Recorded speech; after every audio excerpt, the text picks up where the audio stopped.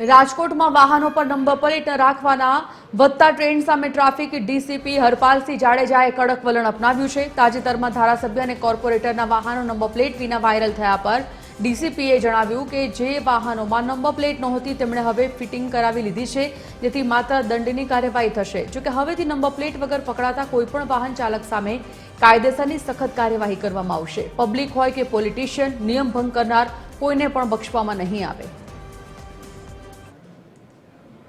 જે લોકો number plate વગર ફરતા એની એવી હોય કે ભાઈ હું કોઈ પણ ભૂલ મારાથી થઈ જાય તો મારી ઓળખાણ ન થવી જોઈએ, એ ઓળખાણ છુપાવવા કરતા હોય એટલે લગભગ 1.5 મહિનાથી ટ્રાફિક વિભાગે એક મુદ્દાનો કાર્યક્રમ જે હાથ ધર્યો છે, આમ તો બે, કે એક નંબર પ્લેટ વગરના વાહનો હોય તો અમે ડિટેન કરીએ છીએ, બીજું કાળા કાચ વાળા વાહનો મળતા જ્યાં મળે ત્યાંની નંબર પ્લેટ ફિલ્મ કાઢી અને એના વિરુદ્ધ કાયદેસરની કાર્યવાહી કરીએ છીએ।